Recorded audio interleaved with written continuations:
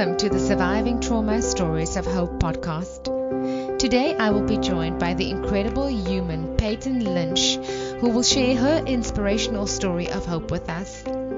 Payton's story starts when she married her husband, who lost his father in the tragic terror attack on 9/11. Experiencing the trauma of losing his father, Robert Henry Lynch Jr., very publicly brought so much heartache. Years later, Payton would watch her husband John turn tragedy into triumph, and she's here today to share some of that with us.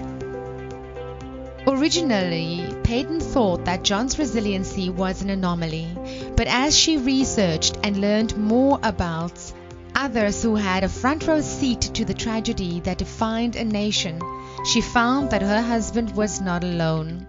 In fact, hundreds of children of 9/11 are thriving in spite of their trauma. Payton is also the author of the upcoming book Rise from the Ashes, and she's here to share some of the details with us. Today I am proud and excited to have Payton on the podcast and grateful that she will share her story of empowerment and upliftment with us. Enjoy the episode.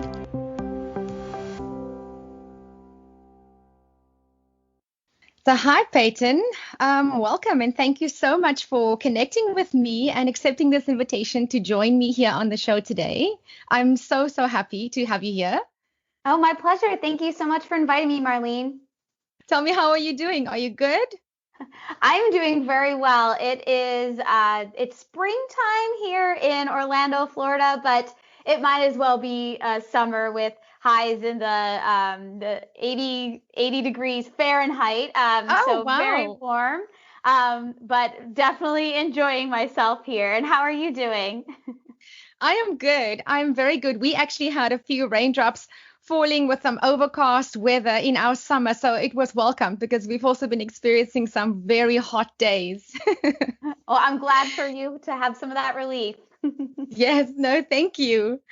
So I wanted just to jump in and just say that I'm so excited about everything that we are going to share today and unpack today, because it's such an interesting topic to discuss. And it just has so many facets that you can unpack within it. And, so I think we should just jump right in. So just for the listeners, Payton, tell us a bit about yourself. Yeah, so my name is Payton Lynch. Growing up, I'm the oldest of 5 siblings, so I always find birth order really interesting. It says a lot about me, type A personality, the trailblazer along the way, and really loved growing up in that big family environment. And one of the things we always did together as a family when we could all get together was vacation at Walt Disney World. And so I always knew that it was my dream to work at the place that I had so many happy memories with my family. And so that's where I work now. It was quite a journey to get there. I left a full-time salaried job in my hometown of Pennsylvania and took a 6-month internship at the company, but it was my dream. And luckily, my husband, who I was just married to at the time, he didn't want to stomp on that dream, and he came with me. And we've made incredible careers working here in the Orlando area. It's been an incredible ride. And it's really my husband who is the reason why I'm talking with you today. Working for Disney, we're storytellers. Our stories are well renowned for being ones that touch people's hearts. And I think that storyteller DNA has always been a part of me. And I recognize that my husband has an incredible story to tell. When I met him, I remember one of our first dates. We were sitting in a Bonefish Grill, which is a chain here in the United States, and it was dimly lit, and I was grateful for it because he went on to tell me that his father was killed in 9/11, which was quite a shock. Wow. And I think what was so shocking about it is that he is such a kind, compassionate human being, and I just couldn't imagine myself being that type of person coming out of that tragedy. And so, 2020, 2021 has brought a lot of challenges to everyone's lives, including ours. And I've just seen him handle them with such grace, and maybe I haven't handled them with such grace. And so I sort of wanted to tap into, what was making him so resilient in this time. And that's where we're at today, and just discovering and hearing his story, as well as now talking to many other 9/11, what they call surviving children who lost parents that day, and hearing what it is that's helped to make them so resilient 20 years later. This terror attack that happened on 9/11, I mean, it touched so many lives. I mean, I think that everybody really remembers exactly where they were on that day. I want you to share with the audience, perhaps, what it was that sparked the interest for you in the 9/11 terror attack. Sure. Yeah. So I always knew, right after even first dating my husband, and that first conversation with him about his father passing, that my husband was a unique person, and that this tragedy, while it didn't define him, definitely shaped who he is, and in a lot of good ways, right? There are benefits, unfortunate benefits to this tragedy in his life. But it didn't really hit me until this past year. Along with the pandemic, my husband was laid off. He was a Walt Disney World performer. Obviously, parades and shows aren't happening in this current environment. And it was devastating. And actually, probably it was devastating for him, but I think I was even more devastated in a lot of ways. And then from there, we also were in the midst of a battle with infertility. And that has been really just, it's one of those things where it just comes up every month, right? You can't just bury this grief and have it go away. It's constant. And I've not been a very kind or gracious individual during this time, because I've been in this place of hurt. And really, it's been the first time I've been in this dark place in my entire life. And I'm very fortunate I haven't come across any real adversity until this point. But because my husband did come across adversity in his young life with the passing of his dad, he was better prepared for this. And, he just kept saying, like, I've already been through hell. I know we can get through this too. Like we have so much to be grateful for. And so I said, I don't think this is just my husband. He's not an anomaly here. I think there's something too about others who lost their parents that day that could be different and more resilient than others. And so I started speaking to his siblings, because he is one of 5 as well. So a big family. Another big family. Exactly. Lots of siblings. Of perspectives. Wow. Yeah. And then I started reaching out to others within that community that they knew. I started partnering with an organization called Tuesday's Children, which has done a lot to benefit families of war violence, and found that in having these interviews, there is this there's this common tragedy that they all experience, but there's also this common post-traumatic growth that many of them experienced as well, which I certainly wanted to tap into for myself, but I also thought would be beneficial for others. Yes. And if we could shift a little bit to John, I mean, and to your family life. How did, I mean, this is something that happened to John, obviously, before you married, right? So how did this impact your life afterward? Because I mean, even though it's 20 years later, it is still one of those traumas that you carry in your life. Yeah, absolutely.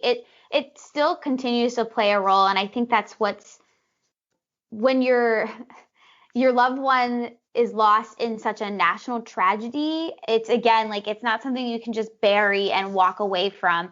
And so every single year around September, it becomes very challenging. Just having to stay away from social media, trying to plan out what 9/11, the anniversary, is going to look like, so that we can do something that's healthy for our family, has been really challenging. And it has an impact every day, right? It's not that we are constantly thinking about 9/11.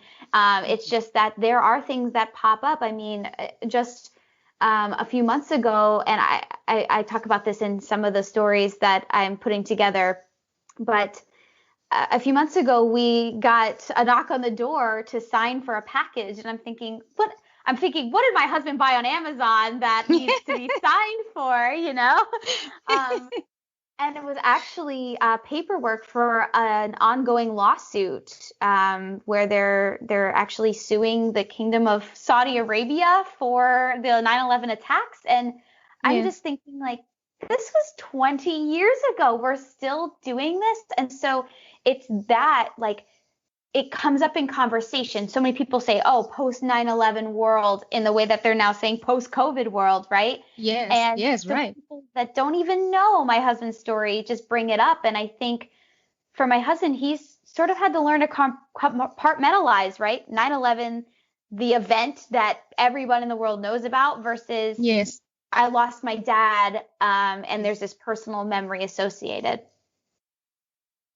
You mentioned that it was a really difficult time for John, but he managed to turn his tragedy into triumph. Yeah. Talk us through what you observed. How did he do that? Yeah, absolutely.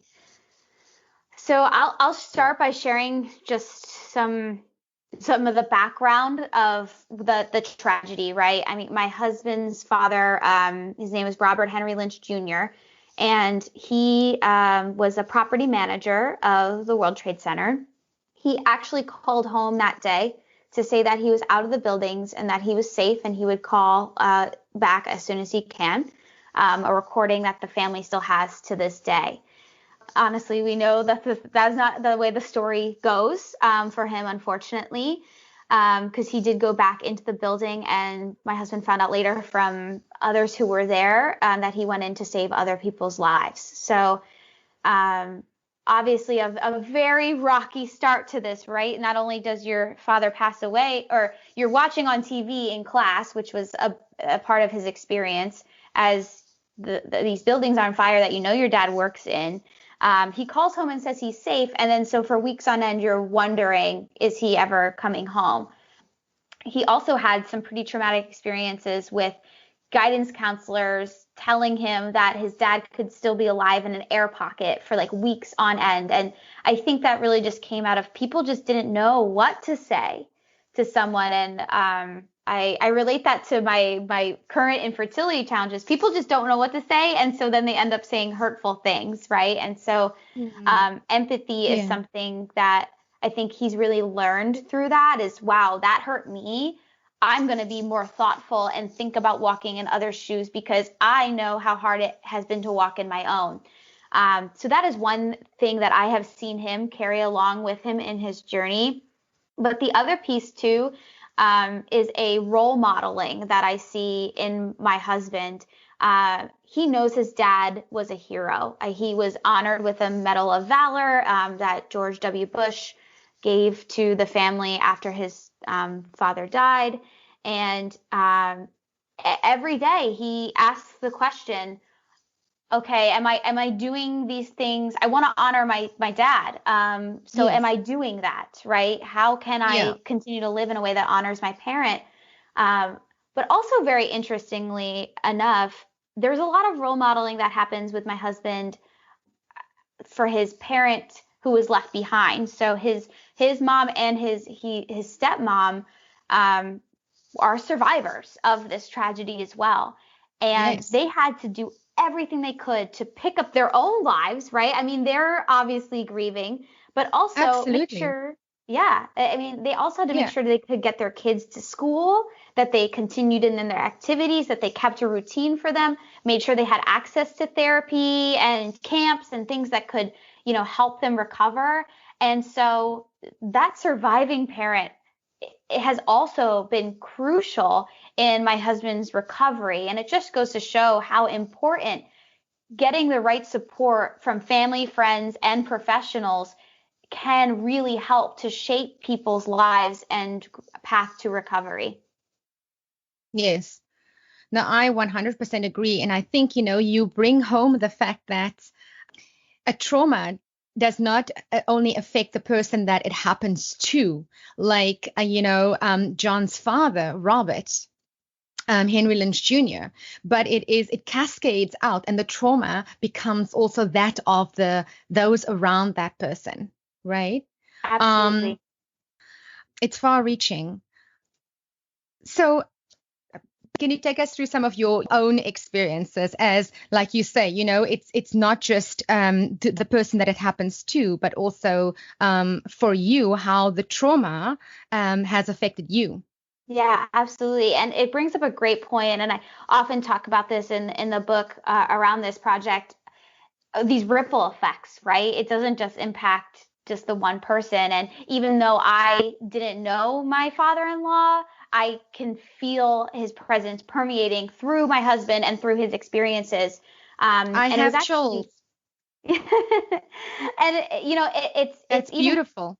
yeah, it's shaped our lives, right? And I often Yeah. think, as we're trying to have children, my kids don't have a grandfather that they could have had, and so that impacts me in so many ways. And just thinking about the conversations I'd be having with him right now, I mean, that is hard to think about. And it wasn't until I had a conversation with her name is Stacy Boyer. She's a licensed mental health counselor here in Florida. And if you're familiar with the Stoneman Douglas shooting that happened in Parkland, Florida, it was a school shooting Yes. in a high school. School shooting. Yes. Yes.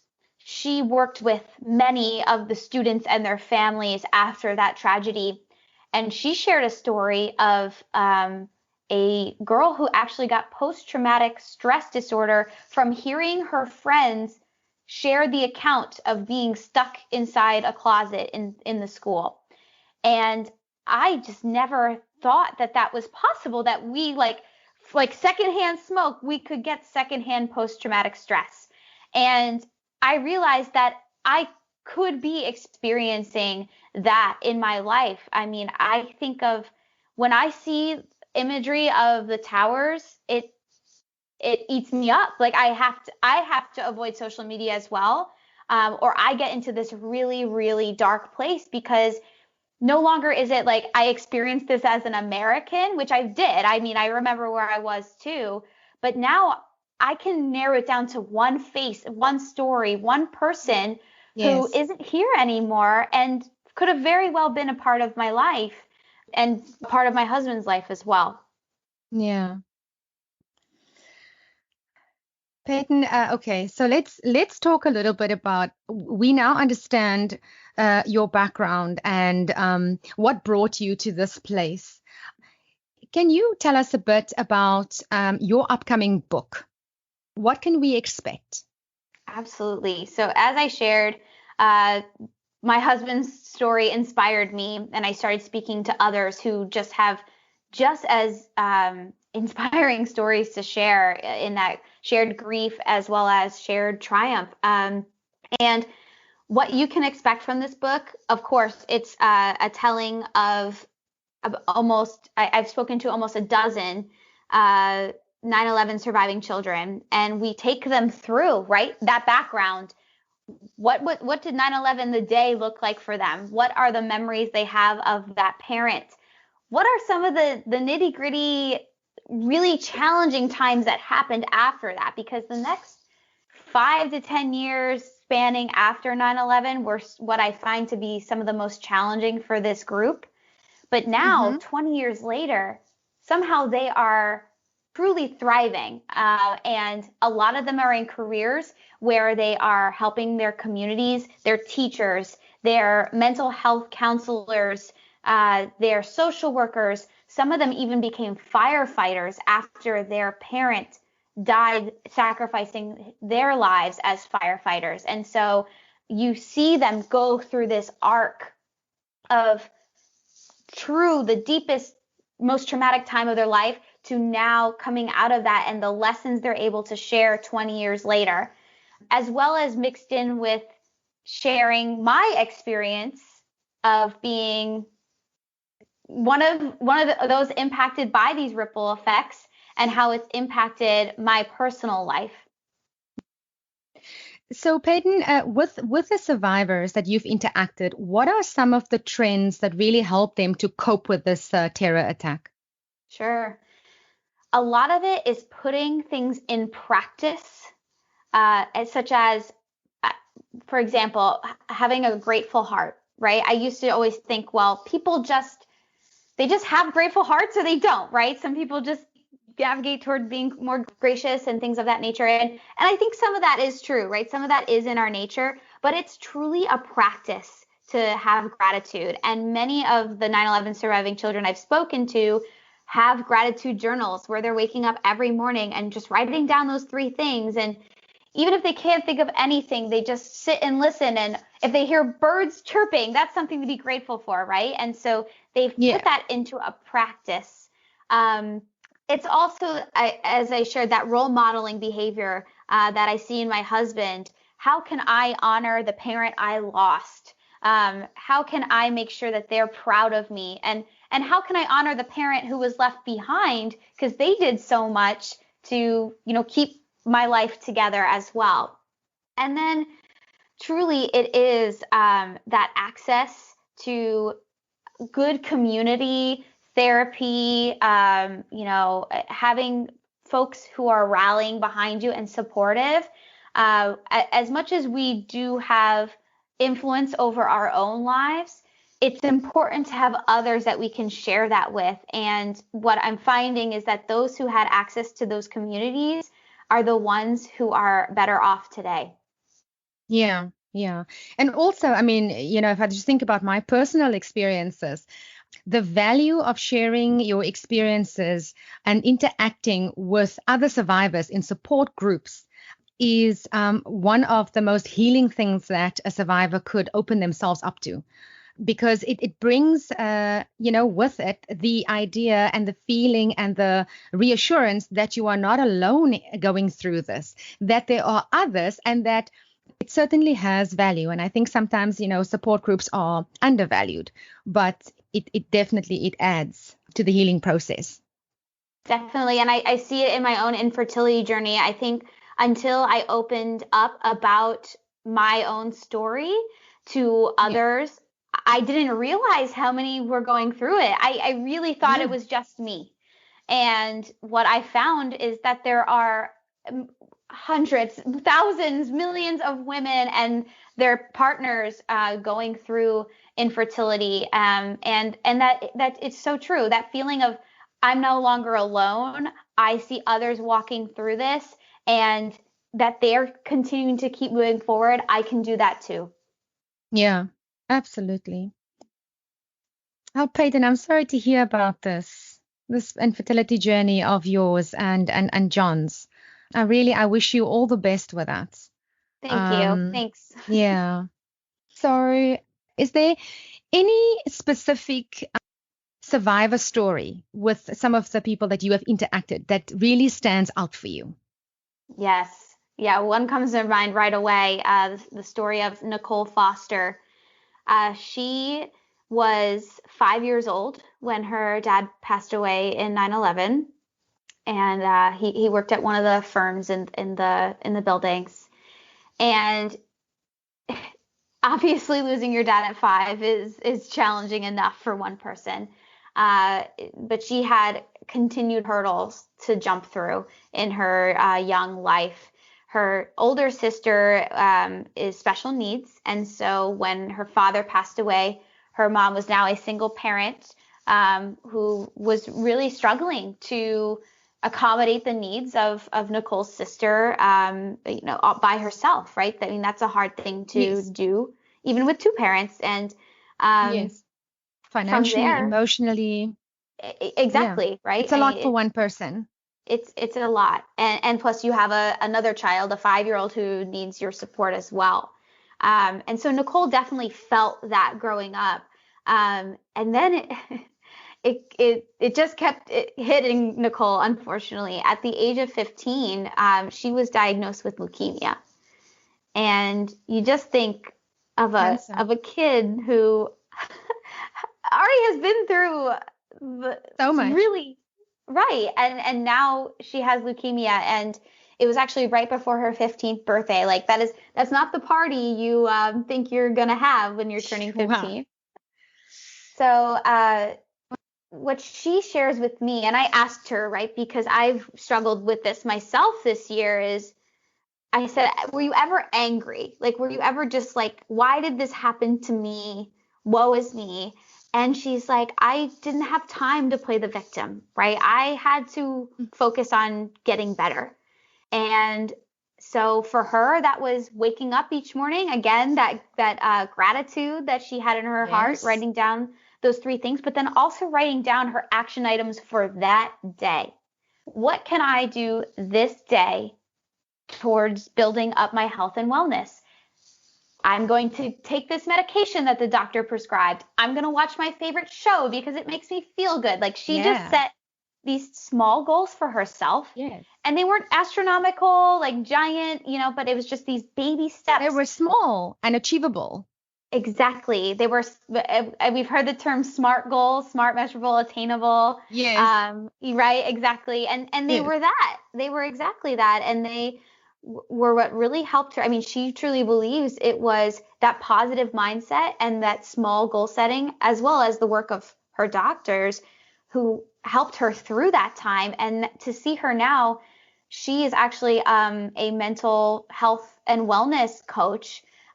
She, graduated with her master's in the degree. And if you're familiar with the Calm app, that's where she's working now to provide support to others who are going through their own journeys. And I think it's so beautiful to see how her journey has taken her full circle, and again, how that journey is going to help others walk through their own.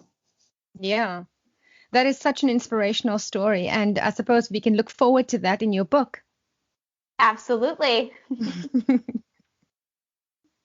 So, Payton, is there any messages of empowerment that you would like to share with the audience? Yeah.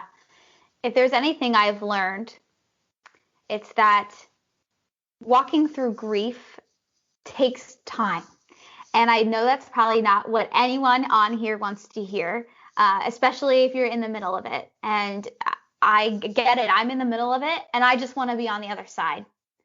But the change doesn't happen when you're in your comfort zone. The change is happening now, right as you're in the middle of it. And it takes fire, right, to refine things. We make diamonds out of being crushed under pressure over thousands and thousands of years, right? And so it's that same thing that's happening to you while you're in the middle of this. And so if you're in hell, just keep going. You don't want to stay in hell, right? I mean, right? The only option is just keep walking, taking those baby steps. And, as long as there is hope, there is life and light for you. That is so true. Well said. So, Payton, tell me, where can people find you if they want to know more about your upcoming book? Are you on social media? Do you have a website? Yes, I am on social media. You can find me on Instagram. My handle is at Payton, Payton, meets world, just like the show Boy Meets World, if you're familiar with it. And if you're looking to learn more about the book, the pre-sale campaign will go live on April 2nd. And that's your chance to get a signed copy of the book, which that I'm is very excited about. And you can learn more about that on my Linktree link. So that's going to be linktr.ee/Payton Meets World. Fantastic. That is really exciting. I can't wait to get my hands on your book.